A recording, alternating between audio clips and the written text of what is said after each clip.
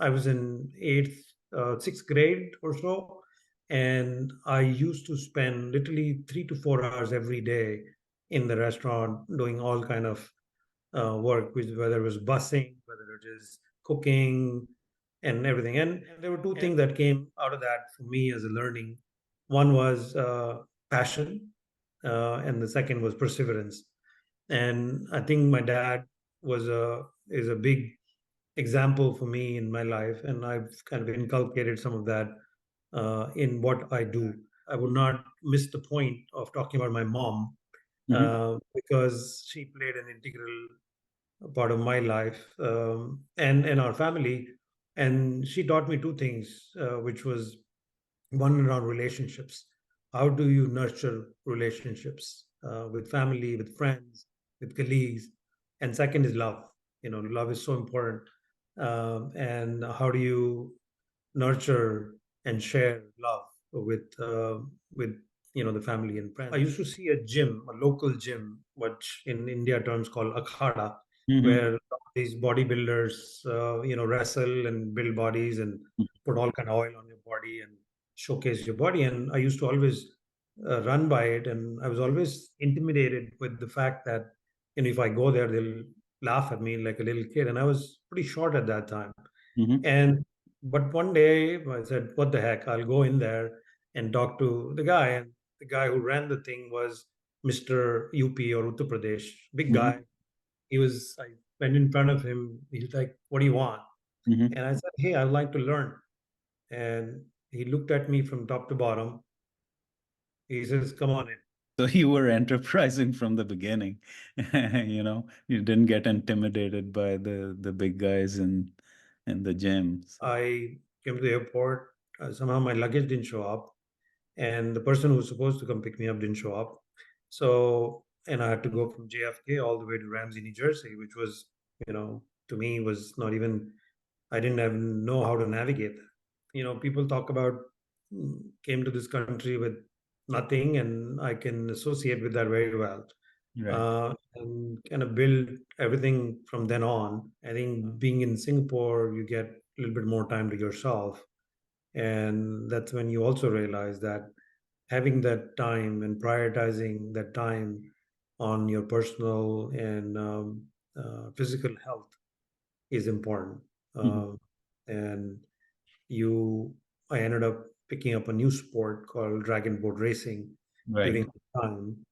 And team sport has always been near and dear to me. I played soccer for 15 years in Palo Alto in an adult league, and Hmm. this was another opportunity to learn and grow. And exposure for the family to 20 different countries and cultures, and being able to visit India and meet family, I think that is unmatched. And he, drew a circle on the on the screen, and he says that's your comfort zone, circle of comfort, Hmm. right? A lot of people want to be inside that as a dot, Hmm. right? But he says he drew an arrow and put himself outside the comfort zone. And he says, get out of your comfort zone and stay out of the comfort zone. That's when you grow and learn the most. And that just stuck with me. One was scaling Kilimanjaro, right? Which you did a few years ago, right? 2018, I believe, or something Mhm. like that. And, Yep. and then the icing on the cake there was that you did that with your daughter, who was 16 at that time. And then the range of people in that group that scaled Kilimanjaro was 16 to 61, which in itself is such an accomplishment. Many things hit you, Mhm. low temperatures, high altitude, sleepless nights, sleeping in uncomfortable, not the most nutritious food. And So just to extend your achievement on Kilimanjaro, recently, like less than 6 months ago, mhm. you went and did Everest Base Camp. So I guess your thirst for scaling heights didn't culminate by Kilimanjaro. So Yeah. you decided to do EBC as well. Yeah, I think if I go back to my mentors, one of the key things that I saw them doing was to give back, right? All the learnings they had during their successful kind of ventures, they gave back. They gave back in many, many ways. And so all the learnings I had during my startup days, some of them, good, bad, ugly, you Mhm. know. So I wanted to share that with the likes, people similar in a similar journey, if I call it. Right. People talk about health in multiple forms, financial health, um, personal health, physical health, and mental health. Mhm. I would say people should take out time and prioritize physical health. Hi, viewers. My name is Upesh Jain. Greetings from the San Francisco Bay Area. I'm the host of the Exec Talk channel, a forum I started to talk to CEOs, executives, and other luminaries about their journey and distill their experiences and learnings for our viewers' benefit. Today, I have the honor of talking to Sandip Gupta. Sandeep is a results driven senior executive with 25 plus years of experience managing and growing global cloud and IT infrastructure product and service businesses. Currently, he is the managing director at Accenture, where he leads the Accenture Google Business Group for accelerating their digital transformation journey. From 2015 to 2022, Sandeep relocated to Singapore to run Singtel's cloud business and at a later point join Accenture. He also advises a whole host of early and mid stage startup companies in the area of GTM strategy, fundraising, market development, and hiring. He has a BS in mechanical engineering from Motilal Nehru National Institute of Technology, Allahabad, India, and an MBA from NYU's Stern School of Business. Apart from his work life, Sandeep does not miss an opportunity to travel and enjoy the world. His mantra of get out, stay out resonates throughout his life philosophy. He's extremely disciplined in terms of working out and staying fit, is an avid soccer player, and constantly pushes the envelope by undertaking adventurous journeys, which we will talk about in our conversation. Sandeep, it's a pleasure to talk to you on my channel. Thank you very much for taking time from your busy schedule and talking to me and my viewers today. Upesh, thank you for the opportunity, and it is my pleasure to be participating in this discussion and looking forward to our kind of energized engagement here. Okay.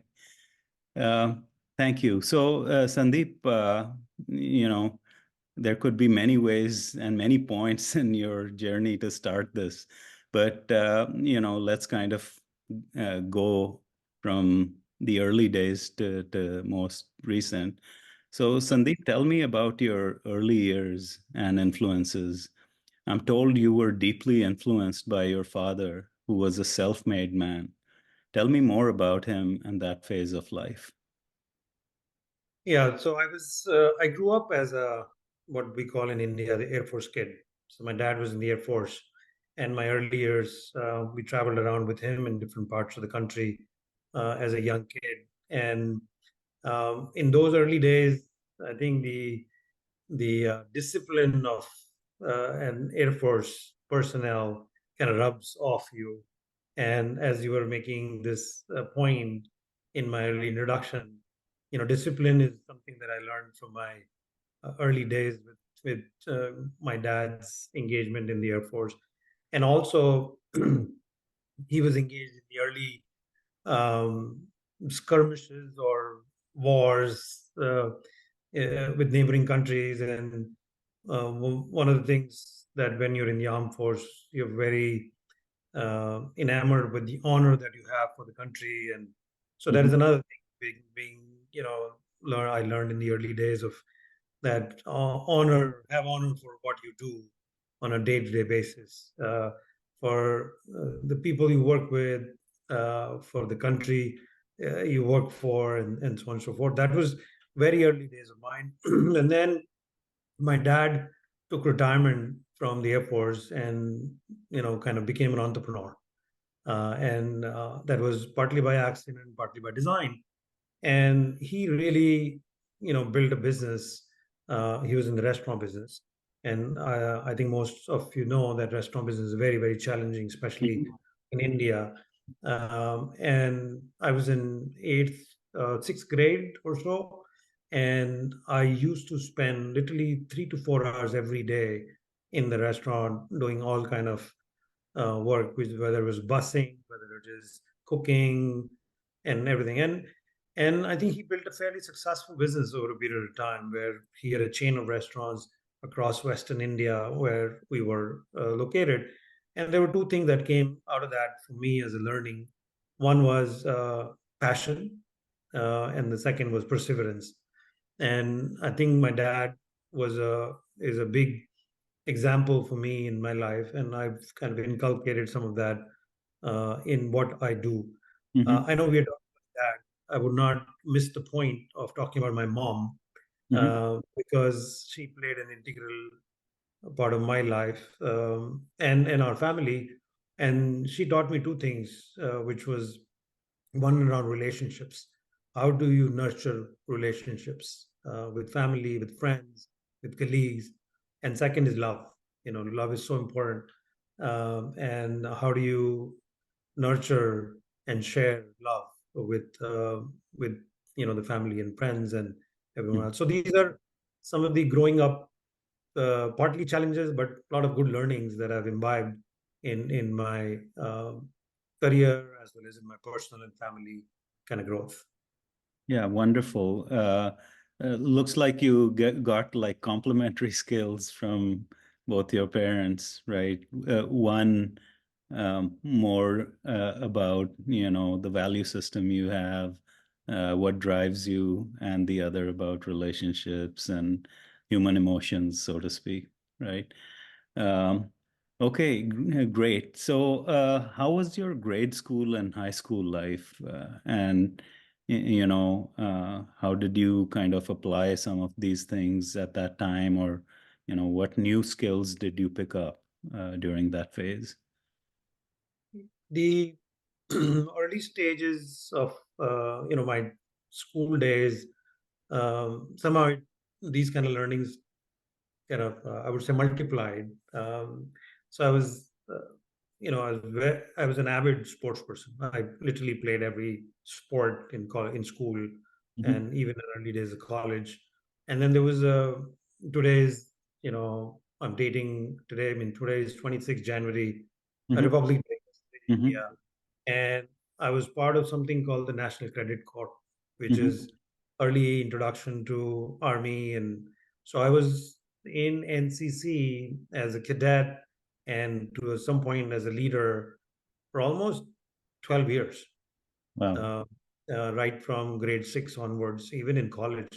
So I think that also kind of kept the whole discipline and honor thing with me along the way, and it influenced my life forever.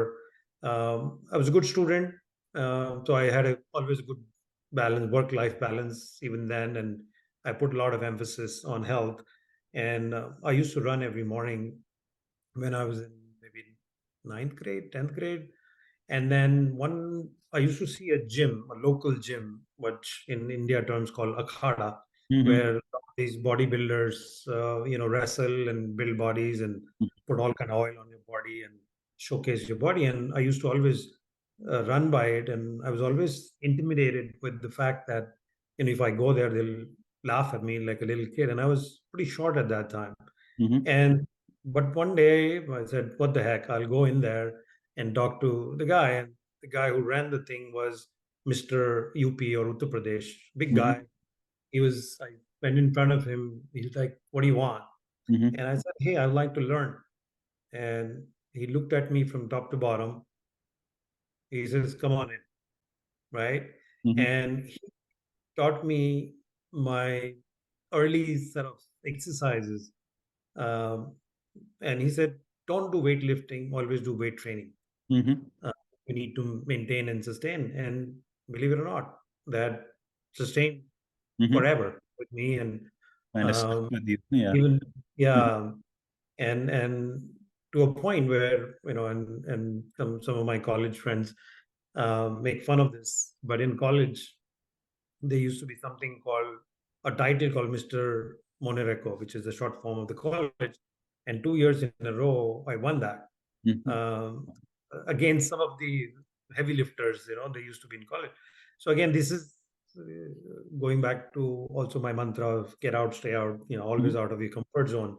And Mhm. we'll talk about more of that. So I Mhm. took a chance and grew and learned and grew. Mhm. That part of my knowledge and capability. Awesome. Yeah. So you were enterprising from the beginning. You didn't get intimidated by the big guys in the gym. So when did you make the decision to come to the US, and what were some of the key factors? Uh, and when you came here, what were your first impressions, and how did you deal with the change? So as in college, in my college, there was not that many people that went abroad Mm, to study for higher studies, but somehow in my batch or my class, there was a little bit of a excitement about going abroad. And mhm, so, like many of my colleagues, my college mates, I also applied mhm, to, but I got a few admissions, but somehow didn't have the funding to go mhm, abroad. So somehow that dream kind of vanished at that point, but it was in the back of my mind. So I mhm. started working and worked for 2 years, and then somehow got an opportunity to come to the US as a software programmer. I see. So I came across that opportunity. I took on that, and then in those early days as a software programmer, you may not have had the best kind of practical experience, but a lot of theoretical and training experience. Mhm, And so I was put on the plane, given a few manuals, and says studied on the flight. And when you land on the other side of the world, was in New Jersey at that time, this was my first international flight, first overseas trip. And I said, okay, I'm on. And I ended up coming to New Jersey mhm, and for a job, consulting job at UPS. mhm, Uh, and I was interviewed the second day I landed. And somehow I got the job, and that's where my US career started. But the interesting thing was when I landed in JFK, mhm. I was, of course, shocked and intimidated, and all the Overwhelmed. JFK Yeah. overwhelming. I didn't know what to expect, and at that time, New York was not in the best shape or form. This is 1990, Mhm, and I came to the airport. Somehow my luggage didn't show up, and the person who was supposed to come pick me up didn't show up. So, and I had to go from JFK all the way to Ramsey, New Jersey, which was, to me was not even, I didn't even know how to navigate that. mhm, Anyway, my luggage never showed up. I lost all my luggage. I only had a little suitcase, a briefcase. I mhm, was wearing a suit because at that time they used to say wear a suit when you go to the US. And I was wearing a suit. I had my little briefcase and somehow navigated all the way. And it took me almost 3 hours to mhm, get to Ramsey, New Jersey. And, God sent next day, one of the colleagues in my UPS account showed up with, a credit card and said, let's go shopping. Got me my first set of new clothes in the US. And so, those are early days of, people talk about came to this country with nothing, and I can associate with that very well. right. And kind of build everything from then on. And the first 15 days we were in the project, and project got bombed, and everybody was fired in the project. So once again, new country, no clothes, suddenly no job. And the company that got me here couldn't find me a job for almost 2 months. Mhm, And and I had to find a job and get an H1 and um, join two database system admins who was still consulting and asked me to come and join them. And I did. I took on the risk and I said, I'll do whatever it takes. And rest is history. Yeah. They say when it rains, it pours, right? That's applicable in your case for Yeah. sure. And one key thing at that point was that you need to immerse yourself to understand the culture, the industries, Hmm. um, how people work, how people make decisions. So I decided that at some point I'll go to business school, and I did. And that was a great experience for me to learn how industries grew up in the US, how people work with each other, how people collaborate. So all that was very, very helpful in kind of shaping my thinking and career going forward. Right. And NYU has its unique spin to it as well. And, being in the heart of New York also exposes you to a lot of the culture and, you know, Hmm. the way of life of New York. Absolutely. So, okay. So, then at what point did you move to the West Coast then? Yeah. The first 15 days when I was telling you that I was let go with Mhm, 50 other folks. mhm, I didn't have anything to do, and one of my friends lived in the West Coast, and he said, "Why don't you come visit?" So I went there, and I was kind of enamored by what's going on. But of course, I worked in New Jersey for 10 years, went back and forth to California many times, mhm, uh, and had the desire to come to the West Coast. It just happened that a friend of mine was advising a company where two professors out of Cornell had done some research on what we call containers in cloud today, mhm, and they said, "Hey, these two friends of mine are doing a company based on some research, and they're looking for somebody who has a business mindset. mhm, Would you consider?" mhm, And I said, "I'd love to meet them." So I went to Ithaca in the middle of winter. It mhm, was snow, and we went there and met Rosen and Keshav. They were in a small shop, which was in the, I shouldn't say garage, but above a butcher shop. mhm, And they said, "You want to play a game of ping pong?" I said, "Sure." It was pretty all right, and they sat me down, told me about what they were trying to do. We had a lot of Q&A. And said, "Okay, when can you join?" And they'd already decided that they will move. They'd already lined up some angel investors, Kanwal Rekhi mhm. and a few other luminaries at that time. Right. And May of 99, um, again, top of the boom, Mhm. to the Bay Area. So the company was in the Bay Area. These profs were kind of advisors, No, and no, the profs were running the company. They'd incorporated the company in Ithaca because okay, they had IT out of Cornell, I and they see. had moved. They decided to move the company. They were going to be the CEO and CTO, and I was the first business person they hired. This was NSIM, I take it then, uh, or was it? Yes, that was NSIM. It was Okay. the name came from network simulation, Okay. right? And we had this brainchild of creating a virtual network Hmm. where the Cisco's of the world could do protocol testing, I right? see. Because you cannot simulate a network of hundreds of nodes, Hmm. um, but you can simulate versus having hundreds of actual nodes, and you can do protocol testing and all. But anyway, we pivoted to creating at that time called virtual private servers, which is was called containers at some point and became clouds. We were selling to service providers and that were looking to launch a virtual infrastructure for their services. I see. So you were with them for a number of years, right? Seven, Mhm. 8 years. So I take it that must have been a good ride, especially with your appetite for learning and entrepreneurship and, all those values we talked about uh, Yep. in your initial days. So then you rose pretty fast in your career.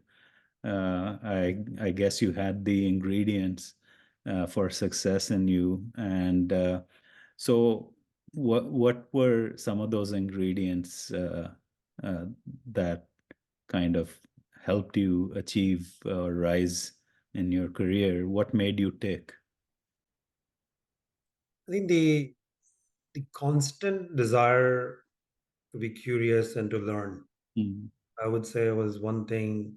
As the landscape was changing, as we were engaging with uh, different clients and different industry folks, and also the startup and VC community, the continuous ability and the desire to learn, I would say, is one key thing for me, whether it is technology, whether it was how to do business, how to build ecosystems. All of that was key. And then along the way, I had a few mentors that also kind of to help me think through what are the gaps that I have in my personality mhm, or my approach and grow. And some of the ones are including, the one-liners from Kanwal Rekhi mhm, in those days, and then another gentleman called B.V. Jagdish. mhm, B.V. Jagdish has been a colleague and a solid mentor for me. And then later on in my career, a few of my other bosses also helped me think through. So it is, I think, learning and keeping up to date as to what's going on and applying that yeah, is, say, one very key ingredient of my growth. I see. So no sugarcoating unadulterated feedback from some of these mentors, and then you taking that seriously and improving things Mhm. uh, did the trick. Um, okay, so you worked for a number of years in the Valley, and you had a fairly stable life in Silicon Valley. What made you move to Singapore in 2015? Was it the opportunity or was it your hunger for exploring new domains? Uh, I guess you like challenges, and so you just uprooted yourself and moved. Yeah. Um, I think one of the companies I worked for in the middle was a company called NetMagic, which was headquartered of India. Hmm. Uh, Around when I joined NetMagic a couple of years before that, there was this, uh, you know, discussion around growth in India, and all the ingredients were coming together. And so I had this thing about what my wife would call a bug to go to India. Hmm. And I tried, and I had a couple of opportunities, and NetMagic kind of happened because Kanwal and Jagdish were on the board, and they were looking to grow the business. And I joined them as a president. So I would go to India literally every quarter. I was running a lot of the international kind of business and operations, but also being part of the executive team was helping in fundraising and growth of the business.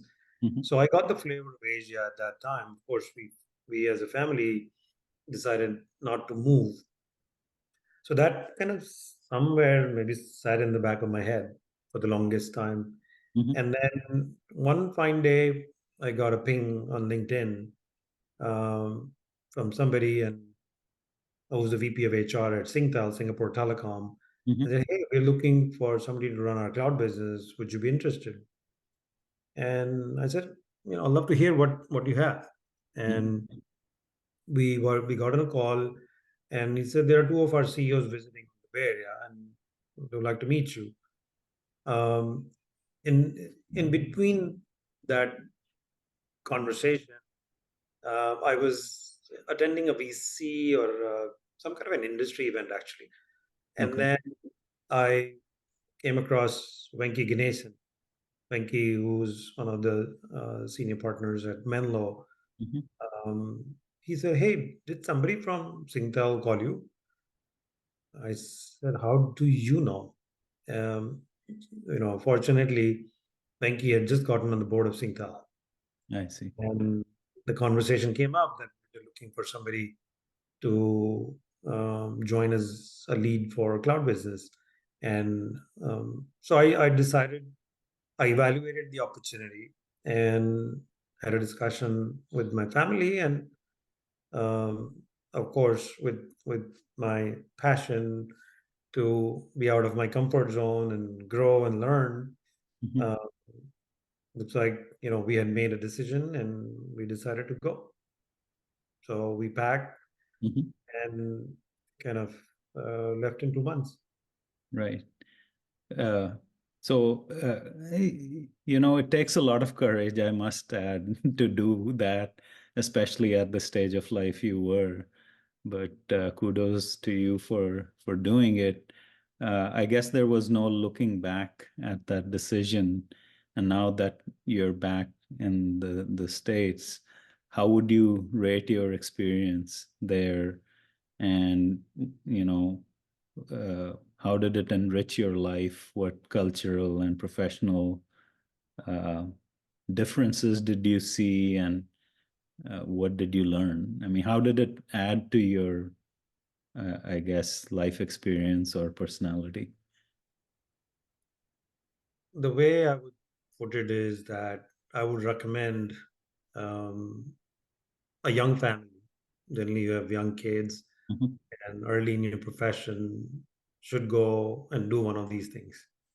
Right? Go and live in a place like Singapore for 3, 4 years or longer, because uh, an amazing ecosystem to grow your kids very close to India. If you have family in India, we had the opportunity to visit 20 different countries.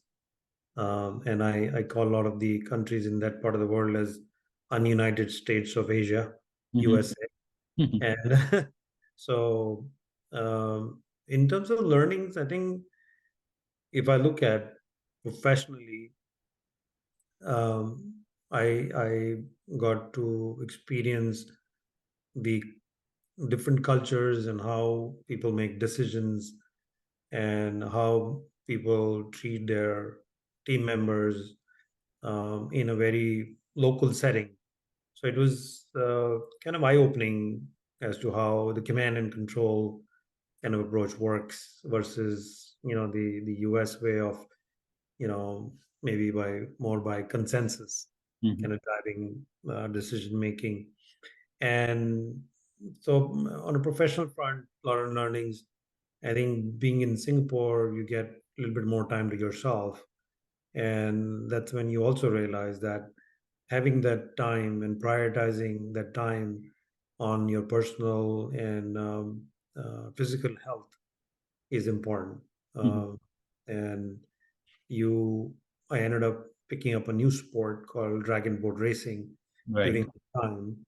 And, team sport has always been near and dear to me. I played soccer for 15 years in Palo Alto in an adult league. And Mhm. this was another opportunity to learn and grow. So that was another one. And the family, right? Family. Our son was here in the US. My daughter came with us when we Mhm. were there. And exposure for the family to 20 different countries and cultures, and being able to visit India and meet family, I think that is unmatched. Yeah. I can spend money and go visit these countries from here, but over a weekend going to Thailand and Vietnam and Indonesia was something that you can't think of, Right. right? Sitting from here, and so it really enriched our cultural kind of background. It enriched our seeing different food and communities and people and interactions. And you hear about these things, but when you see it firsthand, it kind of becomes part of you.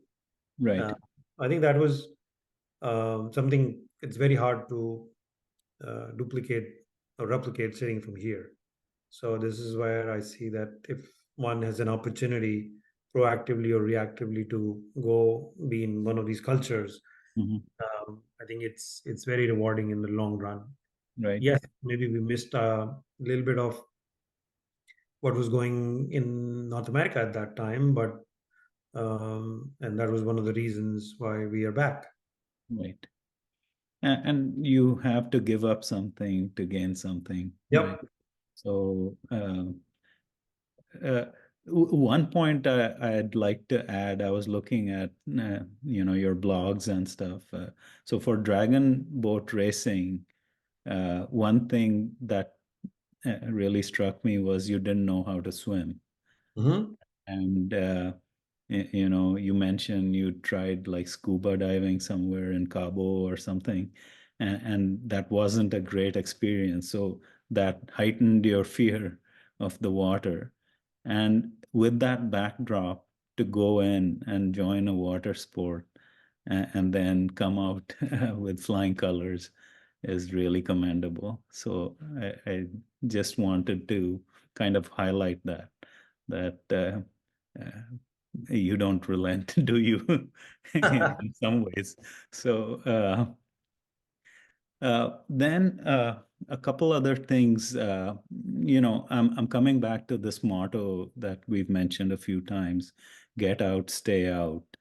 So where did you learn that? And you did mention it means get out of your comfort zone, but how has that guided you through your life? And then maybe after you explain that, I'll talk about a couple of the other uh, achievements that you did, in recent times. So Hmm. Yeah, please go.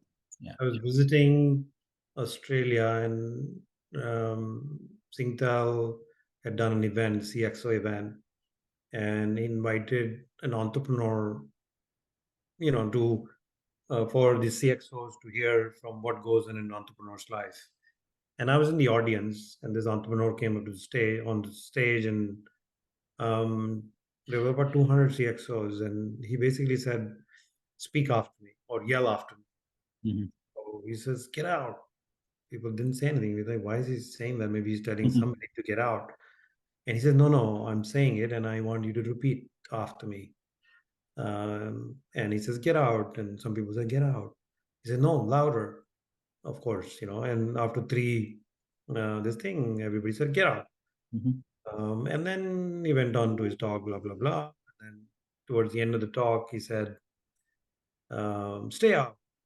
So people this time knew exactly what to do. So stay out. And then he, drew a circle on the on the screen. And he says, "That's your comfort zone, circle of comfort." Mhm. Right? A lot of people want to be inside that as a dot, Mhm. right? But he says he drew an arrow and put himself outside the comfort zone. And he says, "Get out of your comfort zone and stay out of the comfort zone. That's when you grow and learn the most." And that just stuck with me. Mhm. And so I've, of course, it was happening, I would say, by accident with me in some ways. Um, but this kind of gave me a brand to stick to, and kind of build a lot of my thinking and approach. Uh, Became your personal mantra in some yes, ways. yes, and I always talk about that Yeah. in a lot of my, speeches or engagement with the different team members. I always use that and make people scream after me. Awesome. So that leads me to the two things that you did that uh, kind of imbibe this motto, right? One was scaling Kilimanjaro, right? Which you did a few years ago, right? 2018, I believe, or something Mhm. like that. Yep. And then uh, the icing on the cake there was that you did that with your daughter, who was 16 at that time. And then the range of people in that group that scaled Kilimanjaro was 16 to 61, which in itself is such an accomplishment. So tell me more about that, and then we'll talk about the next thing after that. Sure. No, I'm being in the Bay Area. You always like, to be outdoors and hiking, and I always been involved in a lot of sports. We did some trekking in my college days to about 12,000 feet in the northern part of India. Mhm. And then I had the excitement to do more, and this opportunity came up, and we decided, and it was interesting that, and I asked my daughter if you'd like to come, and she said yes. So we were a group of nine.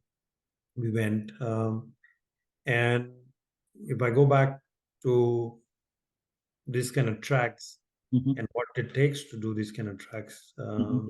I think one is training. You need to train. It's like in professional life as well, right? If you're going to go do something, you better train. Otherwise, you will falter. You Uh, cannot just get up in the morning and decide oh, to do this, right. right? Even if you're a fit person, Yeah, still need to train, right. right? Mhm. Because you're going to run a marathon, you're going to go play soccer, whatever that is, you should train.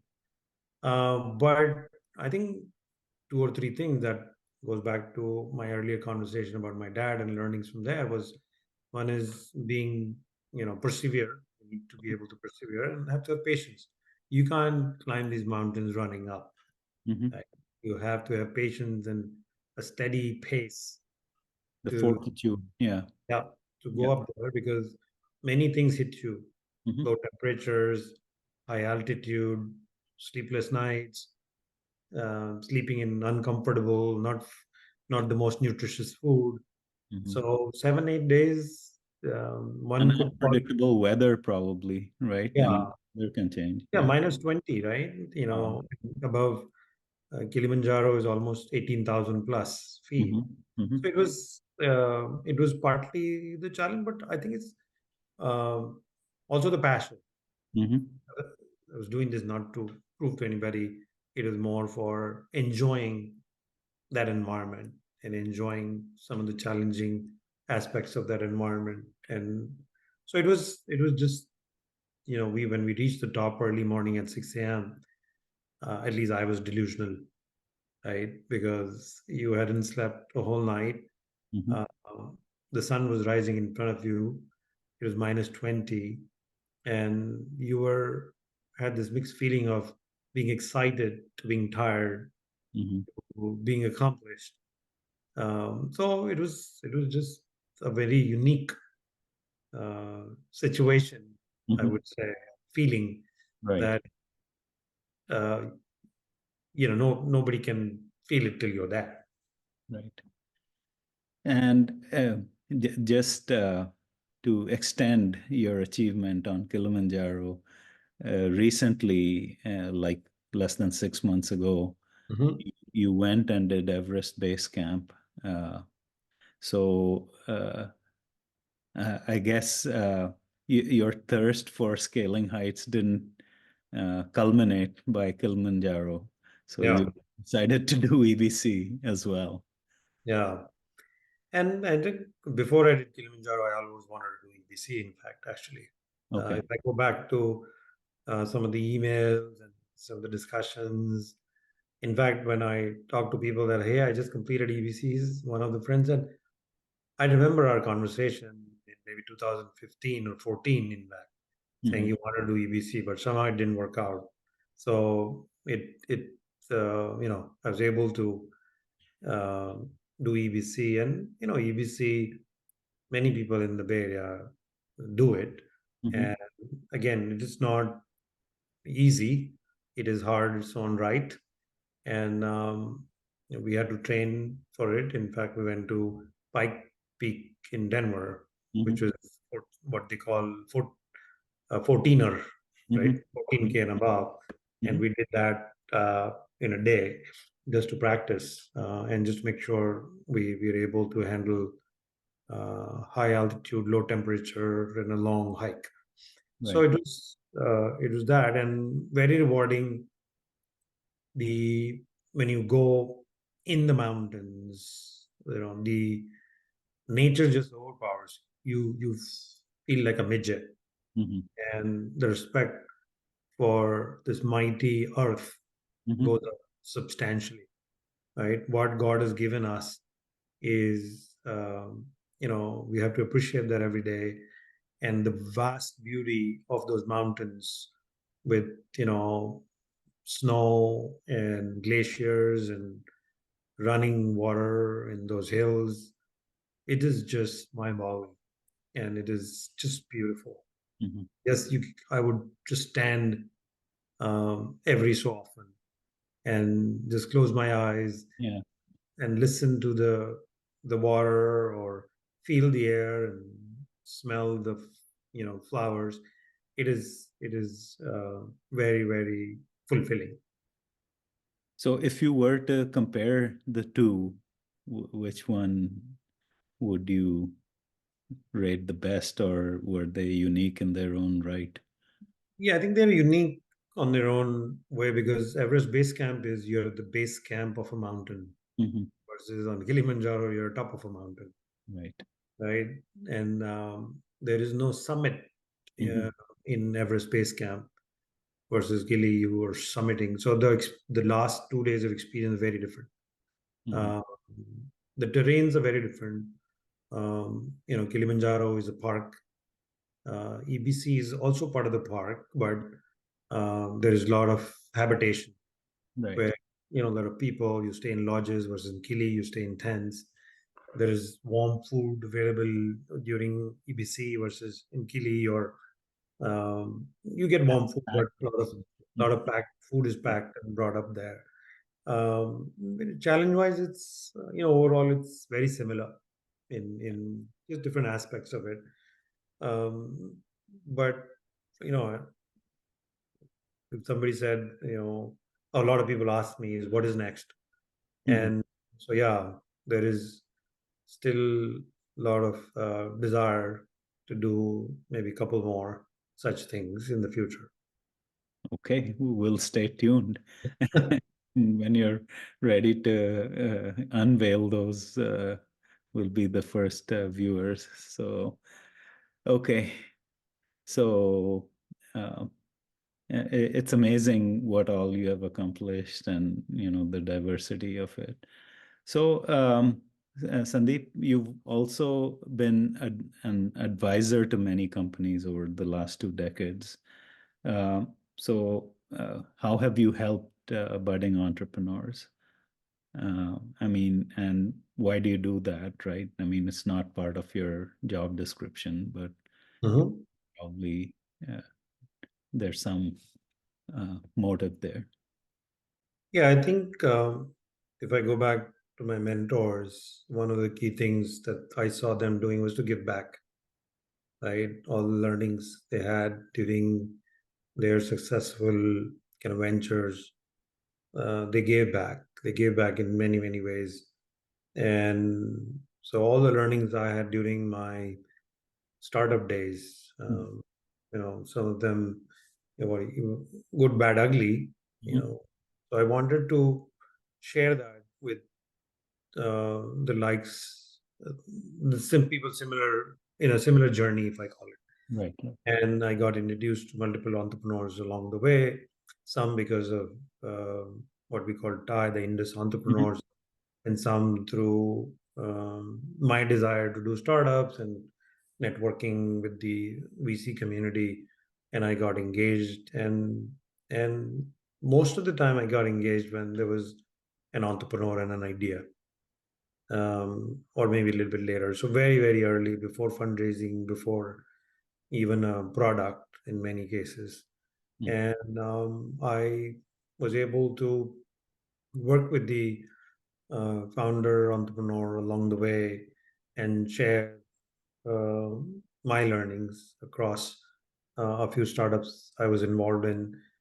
The one of the biggest things which I always also talk about is, we all are part of LinkedIn, and Mhm.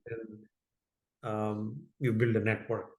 Right. Um, some of the network, the value of the network is only recognized when you know that if you ping that person in your network, will they pick up your phone or answer your chat? Mhm.